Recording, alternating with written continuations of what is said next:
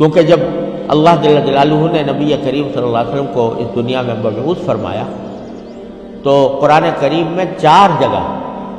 یہ بات بیان فرمائی کہ ہم نے ان کو اس لیے بھیجا ہے تاکہ یعلمہم الکتاب، تاکہ یہ کتاب اللہ کی تعلیم دے لیں۔ اور کتاب کی تعلیم کا ذکر اللہ تعالیٰ نے الگ فرمایا اور یتلو علیہم آیاتہ کا ذکر الگ فرمایا، یعنی یہ مقصد بیان فرمایا سرکار دو عالم صلی اللہ علیہ وسلم کی تشریف آوری کا کہ یہ لوگوں کے سامنے تلاوت کریں اللہ کی آیتوں کی، تو تلاوت کرنا ایک مستقل مقصد، اور یعلمہم الکتاب، ان کو کتاب کی تعلیم دیں، تو تعلیم دینا ایک مستقل مقصد۔ یہاں پر سوچنے کی بات یہ ہے کہ دونوں چیزوں کو جو الگ الگ بیان فرمایا اس سے ایک بات تو یہ واضح ہو رہی ہے کہ قرآن کریم کو آدمی اگر صرف پڑھے، اگرچہ سمجھے بغیر پڑھ رہا ہو، تلاوت کرے تو یہ تلاوت بھی بذات خود مقصود ہے، اور اس تلاوت کے اوپر بھی اللہ تبارک و تعالیٰ کے یہاں سے اجر ملتا ہے۔ اور حدیث میں رسول کریم صلی اللہ علیہ وسلم نے ارشاد فرمایا کہ ایک تلاوت کرو گے تو ہر حرف پر اللہ تعالیٰ 10 نیکیاں تمہارے نام اعمال میں اضافہ فرمائے۔ لہذا یہ بعض لوگ جو کہتے ہیں نا، یہ قرآن کریم کی جو تعلیم بچوں کو دی جاتی ہے ناظرہ یا حفظ کرایا جاتا ہے، ایسی عمر میں کرایا جاتا ہے جب وہ قرآن کریم کا مطلب نہیں سمجھتے،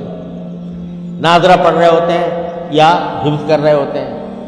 تو بہت سے لوگ یہ اعتراض کرتے ہیں کہ بھلا قرآن کو طوطے مینے کی طرح رٹانے سے کیا حاصل، الیاذ باللہ۔ جب یہ معنی نہیں سمجھتے، مطلب نہیں سمجھتے، قرآن کا اصل مقصد تو یہ ہے کہ اس کا مطلب سمجھیں، اس کے معنی سمجھیں، لیکن یہ لوگ، یہ بچے کچھ سمجھتے تو ہیں نہیں، اور ان کو آپ نے طوطے مینا کی طرح قرآن کریم کو رٹا دیا تو اس سے کیا حاصل۔ تو خوب سمجھ لیجئے کہ جو لوگ تلاوت کی اہمیت محسوس نہیں کرتے ان کو قرآن کا مطلب بھی سمجھ میں نہیں آ سکتا، کیونکہ یہ پہلی منزل ہے، پہلی سیڑھی ہے۔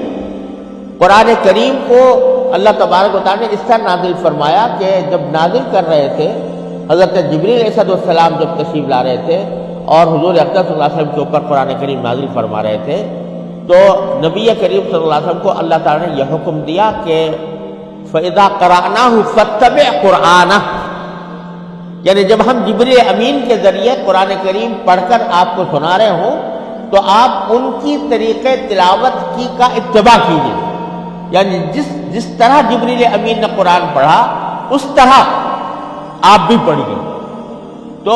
اس طرح پڑھنا بذات خود مقصود۔ پھر آگے فرمایا ثُمَّ إِنَّ عَلَيْنَا بَيَانَهُ، اور جہاں تک معنی سمجھانے کا تعلق ہے ہماری ذمہ داری ہے کہ اس کے معنی آپ کو سمجھائیں گے، آپ کے سینے مبارک پر اس کا علم نازل فرمائیں گے۔ لیکن یہ سمجھ لیجئے کہ پہلی منزل یہ ہے کہ قرآن کو صحیح پڑھو، صحیح طریقے سے پڑھو،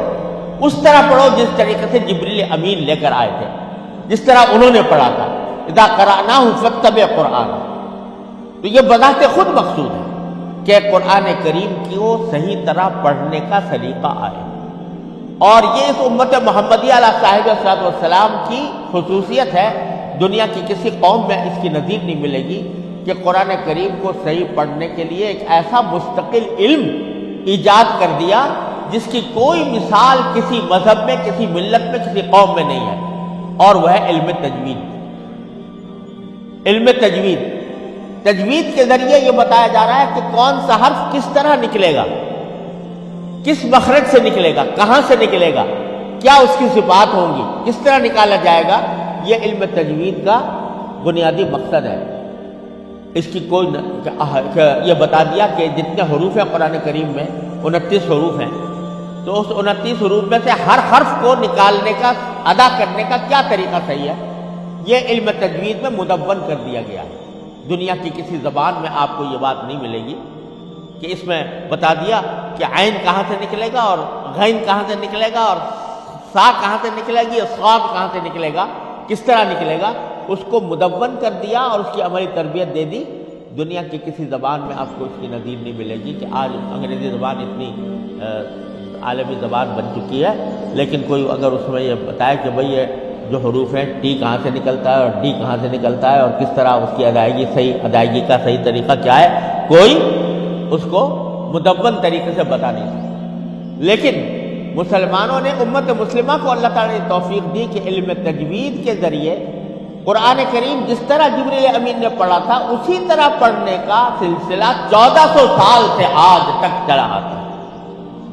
الحمدللہ پورے اطمینان کے ساتھ کہا جا سکتا ہے کہ جو علم تجوید کی پابندی کے ساتھ قرآن پڑھتا ہے وہ اس طرح پڑھتا ہے جس طرح جبریل امین لے کر آئے تھے، جس طرح انہوں نے پڑھا تھا۔ لہذا پڑھنا بذات خود مقصود ہے، یتلو علیہم آیات، اور اس کے ذریعے قرآن کریم کی یہ پہلی سیڑھی ہے، اور جو یہ پہلی سیڑھی طے نہیں کرتا، صحیح طریقے سے اس کو پڑھنا نہیں آتا اور غلط پڑھتا ہے، وہ کبھی اس کے معنی بھی صحیح نہیں سمجھ سکتا، اس کا مفہوم بھی صحیح طریقے سے نہیں سمجھ سکتا۔ لہذا پہلی سیڑھی ہے۔ اور یہ جو ہمارے مدارس میں کوشش کی جاتی ہے کہ بچے کو شروع سے ناظرہ پڑھوایا اور حفظ کروایا، یہ اس وجہ سے کہ اس کی عمر اس کام کے لیے موزوں ہے کہ وہ اس کو نسبتاً آسانی سے یاد کر سکتا ہے۔ جب وہ یاد کر لے گا، قرآن ایک مرتبہ اس کے سینے میں بیٹھ جائے گا، اس کے بعد پھر جب آگے پڑھے گا تو قرآن کریم کے انوار و برکات اس کو حاصل ہوں۔ اس لیے مکاتب کے اندر اس کا اہتمام کیا جاتا ہے۔ بہت سے لوگ اس کو کوئی علم ہی نہیں سمجھتے۔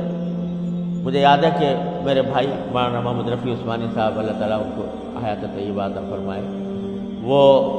جب حفظ کر رہے تھے، میں تو حفظ کرنے سے محروم رہا، لیکن میرے بھائی، بڑے بھائی حافظ تھے، حفظ کر رہے تھے۔ تو جب کوئی پوچھتا کہ آپ کیا تعلیم حاصل کر رہے ہیں، تو وہ جواب میں کہتے کہ میں قرآن کریم حفظ کر رہا ہوں۔ تو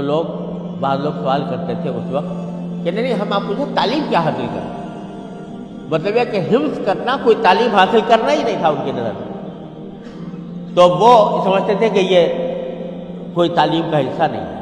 لیکن مسلمان کی تعلیم کا پہلا حصہ یہ قرآن کریم کا، چاہے ناظرہ ہو چاہے یہ سب سے پہلا حصہ ہے،